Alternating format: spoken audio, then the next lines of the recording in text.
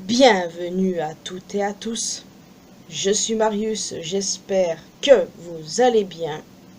Bien évidemment, je vous retrouve pour parler du dernier Saturday Night Main Event de l'année, le dernier show de John Cena. Alors, moi personnellement, pour la dernière de John Cena, je m'attendais à faire une review émotive, vous voyez, genre que du positif. Sauf que cette vidéo va pratiquement être centrée que sur du négatif. Pas du négatif par rapport au show lui-même, non, par rapport à la communauté. Encore et toujours. Personnellement, j'ai beaucoup apprécié ce dernier épisode de Saturday Night Main Event et je ne comprends pas les critiques négatives, surtout par rapport au Main Event. À mes yeux, c'est la meilleure édition depuis le retour du show. Clairement. Et effectivement, je peux comprendre qu'ils s'attendaient à mieux concernant les matchs globalement, mais critiquer le main event, le résultat, ils sont bêtes ou quoi? C'est vraiment la question que je me pose. Le truc que j'ai vraiment à reprocher au show global, c'est la durée des matchs. Pas le main event, mais les 3 autres matchs, par exemple, ont duré moins de 10 minutes. Et du coup, je m'attendais à ce que ce soit beaucoup plus long, notamment le match tag, je suis choquée, il n'a duré que 6 minutes 30. Alors que c'est clairement le match que j'espérais voir durer 10 minutes, voire plus. Je suis déçu sur la durée des matchs, mais pas de la qualité en soi, car c'était, malgré 6 minutes, un très bon match. Pareil pour les autres, Sol Ruka contre Bayley, très bon également, j'ai bien aimé.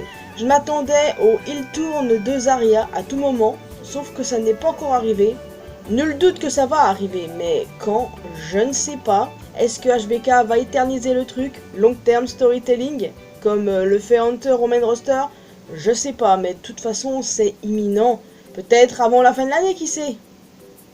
Et aussi, j'ai bien aimé l'opener Cody Rhodes contre Obafemi, qui s'est terminé en no contest. Au début, sur le coup, j'étais un peu frustré parce que Drew est intervenu, c'était sûr qu'il allait intervenir et que ça allait mal finir, mais j'espérais secrètement une victoire d'Obafemi. Mais pour être honnête avec vous, je ne suis pas déçu que ce soit terminé comme ça, parce que, mis à part Drew, tout le monde reste fort. Alors, on peut penser ce qu'on veut de la façon dont ça a été fait, je l'admets, mais au moins tout le monde reste fort sur ce point-là. Et c'était surtout un match pour nous montrer qui était Obafemi. Et le public a très bien compris de qui il s'agissait. Donc voilà, ça s'est terminé en no contest. Drew a pris cher. Et honnêtement, je vais pas le plaindre. Hein. C'est ça, se mêler des affaires d'Obafemi, Drew. Assume maintenant. Par contre, j'espère quand même que la finalité à tout ça, c'est Drew qui remporte le titre Undisputed. Hein. Parce que je veux bien qu'il ait perdu les précédents affrontements, ok. Mais là, je pense qu'il faut vraiment lui donner. Peut-être qu'ils vont s'affronter au Royal Rumble, donc la rivalité va durer jusque-là. Après, il n'y a pas un Saturday Night Main Event en janvier. Mais bref, toujours est-il que pour moi, la finalité, c'est Drew qui remporte le titre, parce que sinon, ça sert à rien, quoi. C'est tout ce que j'ai à dire. En espérant que 2026 soit meilleur pour lui, je perds pas espoir après l'année compliquée qu'il a passée. Donc, nul doute que Cody et Oba se réaffronteront dans le futur. J'en voulais encore, je voulais en voir plus et ouais, j'ai quand même bien aimé jusqu'à l'intervention de Drew. Sol Ruka Bayley, pareil avec une victoire méritée de Sol Ruka qui a été grave mis en avant. Nul doute aussi que ça fasse plaisir à Bayley de mettre en avant les jeunes. Et évidemment, AJ Styles et Dragon Lee l'ont remporté face à Javon Evans et Leon Slater. C'est tellement cool de voir un mec de la TNA dans un match WWE. Surtout que Leon Slater, nul doute aussi qu'il finira par signer à la WWE à un moment donné. Mais bon voilà, le début du match ça s'est directement enchaîné, les jeunes n'ont pas perdu de temps, mais bon résultat ça s'est retourné contre eux. Tellement dommage que ça a duré si peu de temps bordel, tellement dommage. J'espère qu'ils auront l'occasion de se réaffronter un jour. Donc maintenant que ceci est dit, nous allons parler du main event John Cena contre Gunther. C'était le match final de John Cena. Et du coup, les fans se demandaient, mais comment cela va se terminer? Ceux qui ont vraiment pensé que John Cena allait gagner, je ne les comprends pas par contre.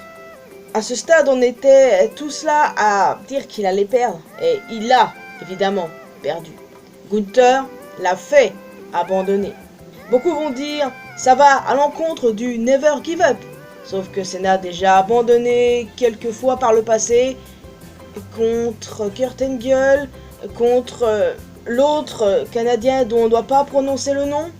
Et j'ai oublié le troisième, parce qu'il y en a 3 avant Gunther. Quand j'ai vu John Cena abandonner, il avait un sourire sur le visage et à ce moment-là j'ai su. Il a eu ce qu'il voulait. Il a terminé sa carrière sur la note qu'il souhaitait. J'étais vraiment ravi. Mais la réaction des fans sur place et sur Twitter, c'est tout autre en fait. Je comprends la réaction des fans sur place. Genre, Gunther a littéralement buté leur héros d'enfance sous leurs yeux. Je comprends ça. Mais la réaction après le match, là, quand Triple H et compagnie sont arrivés, la huée, la branca qui s'est pris, j'étais en mode, hein? Mais vous êtes fous? Vous êtes complètement fous? Faites fonctionner vos neurones, voyons donc. Moi j'étais émotive, mais évidemment ces saletés de fans ont tout gâché. Absolument tout. Ce qui aurait dû être un show d'adieu émouvant est devenu insupportable. Au bout d'un moment j'en pouvais plus. Mais la réaction des autres sur place m'a littéralement sorti de dedans. J'étais en mode, mais vous êtes vraiment débile? Vous et Hunter, mais si vous voulez blâmer quelqu'un, blâmez John Cena. C'est lui qui a pris la décision d'affronter Gunther. C'est lui qui a pris la décision d'abandonner face à lui. Au final, qu'est-ce qui était le mieux à faire? Rien de plus que la victoire de Gunther. Certains s'accorderont à dire, oui, mais il aurait pu s'évanouir, ça aurait été mieux. Sauf que là, ça irait totalement à l'encontre de l'objectif de Gunther. L'objectif qu'il s'était fixé, c'est-à-dire faire abandonner John Cena. Oui, c'était ça son but. Et il l'a fait. Ça fait de lui l'antagoniste ultime. Et ça, je dis bravo. C'est magnifique. Après l'année compliquée qu'il a passée, il avait bien besoin de ça. Oh oui qu'il avait besoin de ça. Et surtout qu'il s'en amuse sur les réseaux sociaux. Ça, c'est magnifique. John Cena, c'est un catcheur que j'ai toujours beaucoup apprécié. Peut-être pas mon préféré de tous les temps, mais je l'ai toujours beaucoup apprécié. Et ça m'a fait quelque chose, que ce soit son dernier match, qu'il ait give up, ça m'a fait quelque chose. Mais moi, en tant que fan, j'ai compris la symbolique derrière tout ça. J'ai compris. Pour moi, la fin est parfaite. Il n'y a rien à dire. Genre, on peut critiquer Triple H sur beaucoup, mais beaucoup de choses concernant son booking. On peut critiquer la tournée d'adieu sur beaucoup de points. Mais cracher sur l'une des décisions les plus logiques, là j'avoue je comprends pas. Surtout que apparemment selon Fightful, Hunter souriait lorsque les gens ont réagi à la défaite de John Cena. C'était littéralement l'effet escompté. Il n'y avait pas d'autre alternative. Ceux qui pensaient vraiment à une victoire de John Cena, je sais pas ce qu'ils ont fumé, mais c'était logique. Pourquoi quelqu'un qui prendrait sa retraite terminerait sa carrière sur une victoire? Genre Shawn Michaels et Ric Flair, corrigez-moi si je me trompe, leur dernier match ils l'ont perdu, n'est-ce pas? Donc là c'est pareil, clairement pas. On devrait en dire autant de Goldberg qui s'est fait aussi tuer par Gunther. Genre à croire les gens, Gunther c'est Baron Corbin. Désolé mais Baron Corbin qui bat Kurt Angle, je l'ai encore mal quand j'y pense. Mais là c'est la décision la plus logique. Je comprends pas pourquoi les gens ils font une bronca de merde comme ça là. Genre, et ils font littéralement comme si Gunther c'était un nobody, genre comme si c'était personne. Les gars, vous savez pas de qui on parle là en fait. Vous ne savez pas du tout de qui on parle. Genre, il a raison quand il dit le voir performer, c'est comme lire Shakespeare à un chien. Enfin, la citation ne vient pas de lui, elle vient de Zack Sabre Jr., mais en tout cas, il avait raison. Regardez ce genre de catcheur performer et dire qu'il est nul, c'est ne rien comprendre, je suis désolé. Tu peux ne pas aimer son style, ça c'est une autre histoire, ok?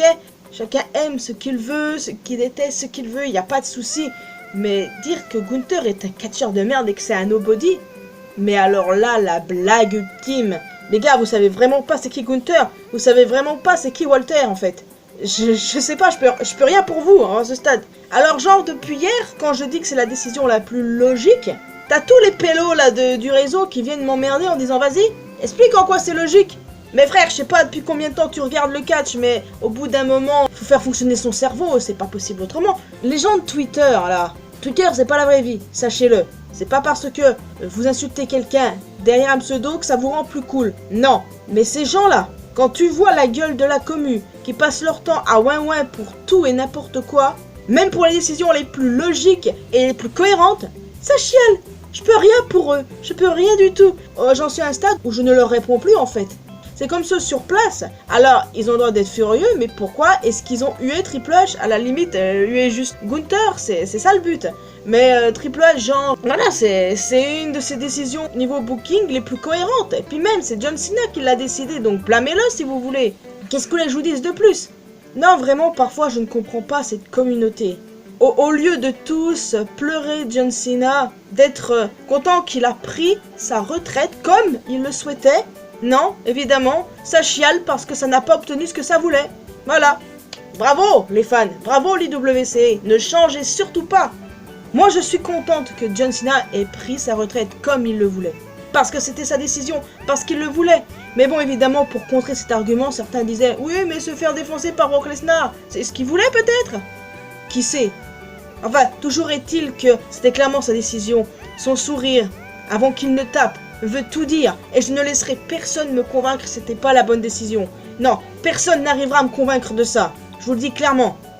Non, mais désolé hein, de m'emporter comme ça, mais je comprends vraiment pas tout ce délire. Et ça positionne Gunther en tant qu'antagoniste ultime. Et ça, j'adore. Et comme je vous l'ai dit, il avait vraiment besoin de ça après l'année compliquée qu'il a passée. Notamment sa défaite face à Jake, j'ai toujours du mal à digérer, mais bref. Non, clairement, il avait besoin de ça. C'est lui l'antagoniste ultime. Et peut-être que la prochaine étape sera Brock Lesnar. Là, par contre, je veux qu'il le bute. Après, je suis pas contre que ce soit plutôt Baphomet, mais jamais 203. Donc peut-être que Gunther, il peut buter Lesnar. Ouais, je dis pas non à ça. Donc, agir comme si Gunther était un nobody, dire que cette décision de faire taper John Cena était illogique. Dites-moi depuis combien de temps vous regardez le catch en fait. J'aimerais bien le savoir, je suis curieuse. Quand un truc ne me plaît pas, j'essaye de le comprendre. Et quand je comprends, ça va. Mais quand je le comprends pas, bah ça veut dire que ça m'a vraiment pas plu quoi. Sauf que la décision, sur le coup, je l'ai comprise quoi. Pour moi, c'était une évidence. Genre, qu'est-ce qui se serait passé hein si John Cena s'était évanoui au lieu de taper? Bah Gunther n'aurait pas atteint son objectif de le faire taper. Et ça aurait été frustrant. Surtout vu à quel point il était déterminé à le faire. Et puis, si John Cena avait gagné, qu'est-ce que ça aurait apporté?